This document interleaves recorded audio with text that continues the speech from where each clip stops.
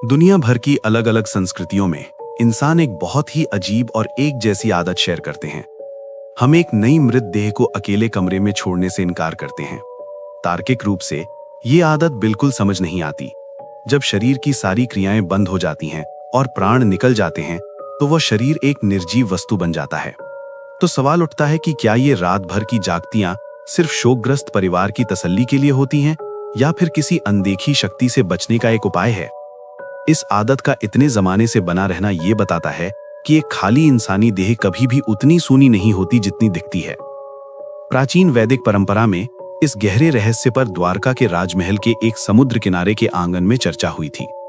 देवदूत गरुड़ा देव, जो अपनी निर्भयता के लिए प्रसिद्ध थे, राजमहल के आंगन में बेचैन होकर चल रहे थे। एक गहरी चिंता उन्हें दबाए हुए थी। वो भगवान श्री कृष्ण के पास गए, जो अपने कमल आसन पर पूर्ण शांत और स्थिर बैठे हुए थे। गरुड़ ने आखिरकार वो सवाल पूछा जो उन्हें परेशान कर रहा था। कोई भी जीवित व्यक्ति एक निर्जीव देह से क्यों डरे जो वापस मिट्टी बन गई हो? उस सवाल पर कृष्ण की दिव्य मुस्कान पल भर में गायब हो गई और उसकी जगह एक समुद्र जैसी गहरी गंभीरता आ गई। कृष्ण की ये अचानक जिद्दी सूरत एक संकेत है। मृत देह को साधारण समझना प्राण जाने के बाद की घटनाओं को ना समझना है। कृष्ण संक्रमण का पहला चरण समझाते हैं। जिस पल प्राण शरीर छोड़ते हैं, आत्मा तुरंत इस लोक से विदा नहीं होती। एक कोमल अदृश्य बंधन बना रहता है जो विदा होती आत्मा को उसकी देह से जोड़ता रहता है। देह अभी मिट्टी नहीं बन सकती, वो एक बीच की अवस्था में आती है। ये एक सूक्ष्म दरवाजा है, मृत्यु लोक और परलोक के बीच की एक दहलीज। इससे देह एक मार्ग बन जाती है, इस लोक और उस पार के लोकों से एक संक्रमिक सेतु। इस संक्रमण की कमजोरी ये है कि वो सूक्ष्म दरवाजा पूरी तरह खुला हुआ है। वो बिल्कुल सुरक्षित नहीं है और वो शक्तिशाली ऊर्जा प्रसारित कर रहा है। इससे तीसरा चरण शुरू होता है। ये खुला दरवाजा एक चुंबकीय इशारा बन जाता है, अदृश्य लोकों में दूर दूर तक फैलता हुआ। वो शक्तिशाली चुंबक अनजाने अदृश्य प्रेत शक्तियों को खींचता है, उन्हें सीधा इस संक्रमण की शक्ति की तरफ ले आता है। ये प्रेत शक्तियां स्वभाव से ही विनाशकारी होती हैं और पास के किसी भी जीवित प्राणी के लिए सीधा खतरा पेश करती हैं। एक सुरक्षा रहित मृत देह एक ऐसा चुंबक है जो इन शक्तियों को अदृश्य लोकों से इस संसार में खींच लाता है। देह को अकेला छोड़ देना जीवित लोगों के स्थान में बाहरी शक्तियों के लिए सीधा रास्ता खोल देता है। ये प्राचीन वैज्ञानिक व्याख्या बताती है कि मानव शोक साधनाओं का एक व्यावहारिक उद्देश्य होता है। परिवार इन कमरों में रात भर जागकर एक आत्मिक सुरक्षा चक्र बनाए रखते हैं। गरुड़ा देव इस सच से गहरे रूप से व्याकुल हो गए, ये जानकर कि देवदूत भी मृत्यु के छिपे रहस्यों को पूरी तरह नहीं समझते। ये आत्मिक नियम मृत्यु के बाद के समय को उच्च क्रिया और विशेष जोखिम के एक चरण के रूप में परिभाषित करते हैं। जब कृष्ण ये समझा रहे थे, द्वारका के माहौल में एक अचानक परिवर्तन आया।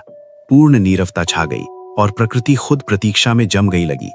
ये सुनिश्चित करने के लिए कि गरुड़ा इन शक्तियों का बोझ समझें, कृष्ण एक विशेष विवरण सुनाने के लिए तैयार हुए, जो तब होता है जब जागरण टूट जाता है। संक्रमण की प्रकृति समझना सिर्फ पहला कदम है। सच्ची बात उन लोगों की अनकही कहानी में है जो दरवाजा सुरक्षित रहित छोड़ गए। बहुत पुराने जमाने में गंगा के पवित्र किनारों के पास एक शहर था जो धन धान्य से भरा हुआ था। वहां के लोग बड़े मंदिर बनाते थे और भव्य पूजा पाठ करते थे, लेकिन वक्त के साथ उनकी भक्ति खोखी पड़ गई। धर्म एक दिखावा बन गया, एक गहरी बढ़ती अहंकार को छिपाता हुआ। इन नागरिकों में एक व्यापारी था जिसका लोभ सबसे बढ़कर था। उसने अपनी पूरी जिंदगी सोना, चांदी और संपत्ति इकट्ठा करने में लगाई, दान पुण्य और अपने आत्मिक कर्तव्य, अपने धर्म को बिल्कुल भुलाकर। लेकिन कोई भी दौलत प्रकृति के नियमों से छूट नहीं दिला सकती। एक दिन उसे एक अचानक भयंकर बीमारी ने आ पकड़ा। सर्वोत्तम वैद्यों और लगातार मंत्र जाप के बावजूद उसकी जीवन शक्ति बस खत्म हो गई। जब वो मरा, शहर पर एक भारी खामोशी छा गई। लोग उसके घर के बाहर इकट्ठे हुए, हैरान। यहां एक अपार संपन्न आदमी था जो एक पल में कुछ नहीं रह गया। शोक और भारे अंतिम संस्कार की तैयारियों से थककर व्यापारी के परिवार ने एक फैसला किया। उन्होंने रात भर आराम करने की सोची, उसकी मृत देह को एक अंधेरे शांत कमरे में सुबह तक अकेले छोड़ते हुए। आधी रात को उस कमरे का माहौल अचानक बदल गया।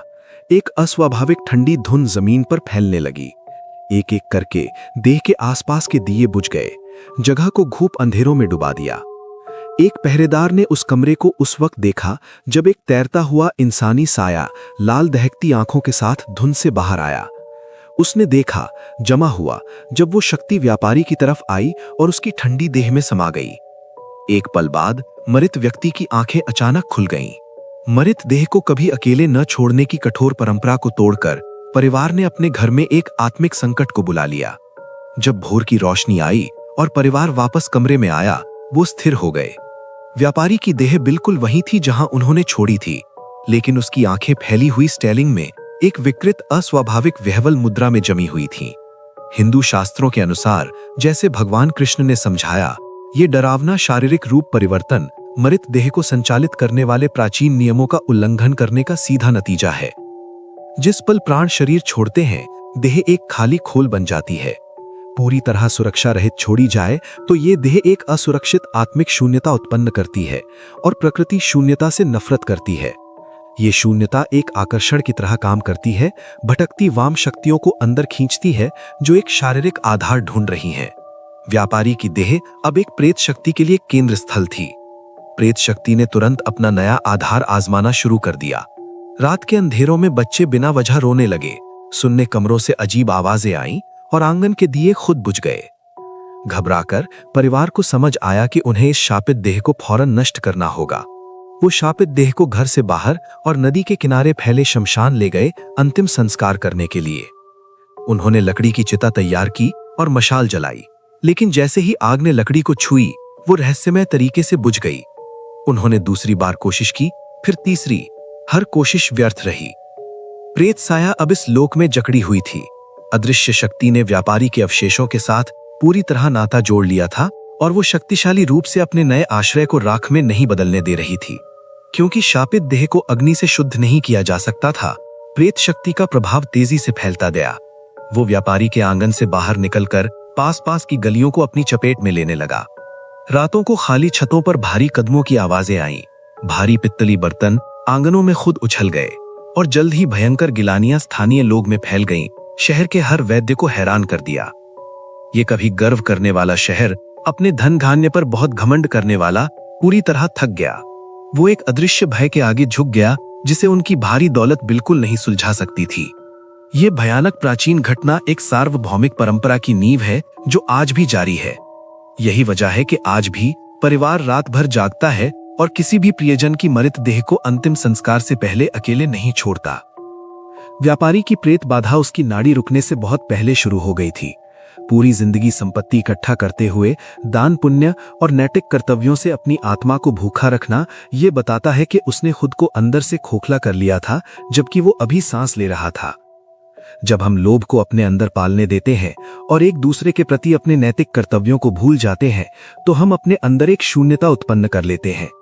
और अगर हम उस शून्यता को सुरक्षा रहित छोड़ देते हैं, तो कोई ना कोई अंधेरा हमेशा उसे भरने के लिए आ जाता है। क्रिया अनुमान के अनुसार आगे बढ़ती है जब तक अग्नि नहीं जलती। अवशेषों को जलाने की जगह चिता की लपटें कफन से दूर मुड़ जाती हैं, कपड़े को बिल्कुल स्पर्श नहीं करती। शमशान पर मौजूद लोगों में फौरन घबराहट फैल जाती है। सूखे कपड़े का न जलना भौतिकात्मक नियमों को चुनौती देता है, जो एक गंभीर आत्मिक संकट का इशारा है। शहर के मुखिया प्रथागत क्रियाएं रोक देते हैं, ये जानकर कि वो इस अवस्था से बढ़कर हैं। नेतृत्व एक संदेश वाहम को भैरवनाथ को बुलाने भेजता है, जो प्रेत विज्ञान में अपनी गहरी महारता के लिए जाने जाते हैं। जब अग्नि जैसी स्थूल तत्व स्वाभाविक तरीके से काम करना बंद कर देते हैं, तो समाज को स्थूल कारणों से आगे देखने और अदृश्य आत्मिक यंत्र तंत्र का सामना करने पर विवश होना पड़ता है। भैरवनाथ विभूति से अंका होकर और त्रिशूल लेकर पहुंचते हैं। वो सुरक्षा रहित देह पर एक पैनी नजर डालते हैं और तुरंत समस्या पकड़ लेते हैं। ये रेखा चित्र उस आत्मिक धारणा को दर्शाता है जो भैरवनाथ पहचानते हैं, खाली स्थान। जब कोई देह अपनी जीवन शक्ति खो देती है और बिना नजर रखे छोड़ी जाती है, तो वो एक जीवत शून्यता बन जाती है। क्योंकि प्रकृति शून्यता से नफरत करती है, स्वार्थी शक्तियां इस खाली कलेवरा में अपने आप खिंच जाती हैं। जो प्रिय नागरिक वो जानते थे, वो जा चुके हैं। चिता पर वो देह अब एक बाहरी आत्मा के लिए एक शक्तिशाली बड़े खतरे वाली पात्र है। भैरवनाथ अपना त्रिशूल देह के पास जमीन में गाड़ देते हैं और मंत्रों का उच्चारण करने लगते हैं। वातावरण स्थूल रूप से भारी हो जाता है, हवा गंभीर हो जाती है और आसपास के दिए कांपने लगते हैं जब अनुष्ठान अपना प्रभाव दिखाता है। मंत्रों की शक्ति से जोरदार जागकर कफन में लिपटी देह एक कड़ी बैठने की मुद्रा में सीधी हो जाती है। उसकी गर्दन एक अस्वाभाविक कोण पर मुड़ती है। एक बिगड़ी भारी आवाज मृत होठों से बाहर आती है, अपनी इकट्ठा की हुई सांसारिक दौलत की वापसी मांगती हुई। निदान विधि आत्मा को पहचानती है। व्यापारी की खुद की चेतना बिगड़ी हुई और इस लोक में जकड़ी हुई। वो अपनी संपत्ति को जाने देने की दृढ़ मना करने के कारण अवशेषों के अंदर बंद है। ये समझने के लिए कि एक आत्मा अपने खुद के कलेवरा में कैसे फंस जाती है, हमें सांसारिक मोह की आत्मिक प्रक्रिया समझनी होगी। जब कोई व्यक्ति तीव्र अधूरी इच्छाओं के साथ मरता है तो वो इच्छाएं एक अटूट बंधन बना देती हैं। एक तरफ व्यापारी का अपार लोभ एक भारी लांगड़ की तरह काम करता है, उसकी आत्मा को कलेवरा के अंदर कैद करता है। दूसरी तरफ एक पैरासिटिक प्रेत आत्मा को घेरता है, आसुरिक शक्ति भरकर। ये दोनों एक शक्तिशाली शक्ति में मिल जाते हैं। ये संयुक्त शक्ति बताती है कि देह ने चिता की अग्नि को क्यों अस्वीकार किया। एक सहज अग्नि इस तरह की घनी परस्पर शक्ति से सुरक्षित देह में नहीं घुस सकती। अधूरी इच्छा एक आत्मा को एक निष्क्रिय आत्मा से एक शक्तिशाली खतरा बना देती है। व्यापारी की तृष्णा ने उसके अवशेषों को पूरे शहर के खिलाफ एक हथियार बना दिया था। भैरवनाथ अपना निदान डराए हुए भीड़ को देते हैं। तुम इस तरह गहरी जड़ पकड़ी हुई नाते को जोरदार नहीं तोड़ सकते। इसका एक ही उपाय है, एक सीधा मानसिक टकराव। इलाज की शर्तें कठोर हैं। एक जीवित इंसान को देह के पास बैठना होगा और पूरी रात बिना रोक टोक से नजर रखनी होगी, आत्मा को उसकी शक्ति से भूखा रखने के लिए उसे आंखों से दबाते हुए। इस जागरण के दाव मुतलक है। अगर देखने वाला डर से हार गया और टूटे तो कब्जा फेल हो जाएगा और प्रेत की शक्ति पूरे शहर में फैल जाएगी। समाज का बचाव अब पूरी तरह इस पर निर्भर है कि कोई एक आसुरिक शक्ति के साथ एक जानलेवा मानसिक टकराव जीते। ये आखिरी विकल्प भीड़ को स्थिर कर देता है। पूरी खामोशी शहर पर छा जाती है जब लोग एक दूसरे को देखते हैं। उनमें से कोई भी उस डर का सामना करने को तैयार नहीं। उस भारी खामोशी में से व्यापारी का बेटा आगे आता है इस कर्तव्य को स्वीकारने के लिए। वो दो अलग प्रेरणाओं से प्रभावित है, अपने शहर को संकट से मुक्त करने की जरूरत और अपने पापित पिता को प्रेत की पकड़ से छुड़ाने का एक आखिरी पीड़ादायक फर्ज। भैरवनाथ एक आखिरी चेतावनी देते हैं।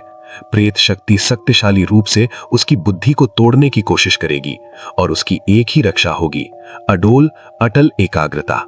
ज्यादातर सभ्यताएं मृतदेह का गहरा सहज भय शेयर करती हैं, लेकिन प्राचीन वैदिक शास्त्रों में एक स्पष्ट आध्यात्मिक आज्ञा दी गई है। मृतों को कभी अकेला मत छोड़ो। आधी रात को व्यापारी का बेटा एक नीम अंधेरों कमरे में बैठा है। दूसरे लोग डरकर भाग गए हैं, उसे अकेला अपने पिता की देह के साथ छोड़ गए हैं। एक अचानक ठंडी हवा कमरे से गुजरती है। जब दिए की लौ कांपती है, पिता की स्थिर देह हिलने लगती है, गर्दन धीरे धीरे उठती है और आंखें एक तीखा अस्वाभाविक चमक के साथ खुल जाती हैं। दहशत का ये पल एक गहरे परिवर्तन की शुरुआत है। उस कमरे की खामोशी में जीवितों के स्थूल नियमों की जगह परलोक की सूक्ष्म प्रक्रियाएं ले रही हैं। भगवान श्री कृष्ण गरुड़ को समझाते हैं कि ये आवाज एक माया है। ये पिता नहीं है जो कलेवरा के कंठ से बोल रहे हैं, बल्कि एक पराश्रित प्रेत है जो खाली रूप को कब्जा कर चुका है। जब प्राण जाते हैं, देह एक खोखा बर्तन बन जाता है। आत्मिक लोक में शून्यता टिक नहीं सकती। जीवन की ये अचानक गैर मौजूदगी एक आकर्षण उत्पन्न करती है, नकारात्मक शक्तियों को खींचती है जो इनहैबिट करने के लिए एक भौतिक आधार ढूंढ रही हैं। सुरक्षा रहित देह का भय इस यांत्रिकी सच्चाई में निकला हुआ है। सुरक्षा के बिना एक मृत देह उन अदृश्य शक्तियों के लिए एक इशारा बन जाती है जो इस संसार में वापस आने का रास्ता ढूंढ रही हैं। एक मृत देह एक सेतु की तरह काम करती है। एक छोटे से समय के लिए ये इस लोक को उस अदृश्य लोक से जोड़ने वाली एक सूक्ष्म दरवाजे की तरह काम करती है। आत्मा कुछ समय अपने परिचित परिवेश के पास रहती है। अगर देह को अंधेरों में छोड़ दिया जाए तो आत्मा असुरक्षित और बेमतलब हो जाती है, उस सेतु की तरफ खींचने वाली शक्तियों से खुद को बचाने में असमर्थ। जब कोई व्यक्ति लोभ, मोह या अधूरी इच्छाओं से ग्रस्त होकर मरता है, उसका बंधन फौरन नहीं टूटता। ये बंधन आत्मा को आगे बढ़ने से रोकता है, देह को कब्जे के लिए एक आसान निशाना बनाता है। यही वजह है कि व्यापारी की देह उसकी छिपाई हुई संपदा मांगती है। इसे कब्जा करने वाली प्रेत शक्ति बिल्कुल उसी सांसारिक लोभ को आवाज देती है जो आत्मा को विदाई होने से रोक रही है। कलेवरा के अंदर एक हिंसकारी संघर्ष चल रहा है। सच्ची आत्मा मुक्ति ढूंढ रही है, जबकि पराश्रित प्रेत आत्मा के खुद के लोभ का इस्तेमाल करके अपनी पकड़ मजबूत कर रहा है। कब्जा एक आत्मा का यांत्रिकी नतीजा है जो अपनी खुद की अधूरी सांसारिक इच्छाओं से अक्रिय हो गई है। लोभ दरवाजा खोलता है और खाली देह आश्रय देती है। व्यापारी का बेटा अपने डर पर काबू पाता है। वो देह के पास बना रहता है और सीधा पूछता है कि उसके पिता की आत्मा इस जाल से कैसे मुक्त हो सकती है। मुकाबला करने के लिए बेटा विशेष आत्मिक साधनों का इस्तेमाल करता है। वैरनाथ मंत्रों का पाठ करता है, जबकि बेटा दिए की रोशनी बनाए रखता है, कमरे की ऊर्जा को बदलता है। ये मंत्र और दीपक ऊर्जात्मक कवचों की तरह काम करते हैं। वे शून्यता को नकारात्मक प्रभाव से साफ करते हैं, अंधेरों की जगह धर्म के वातावरण से भर देते हैं जो पराश्रित प्रेत सहन नहीं कर सकता। संघर्ष अपने शिखर पर पहुंचता है। एक आखिरी चीख के साथ लाल चमक गायब हो जाती है और देह ढह जाती है।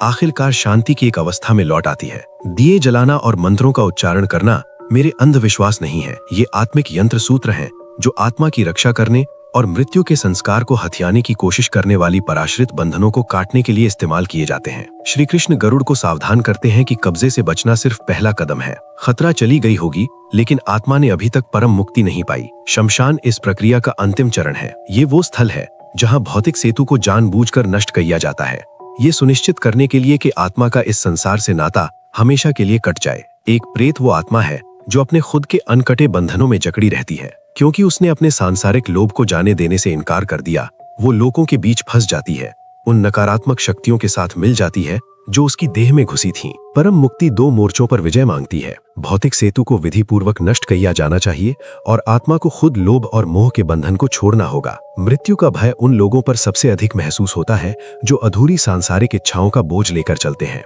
लोभ से ग्रस्त आत्मा के लिए ये सफर छायाओं के विरुद्ध एक संघर्ष है।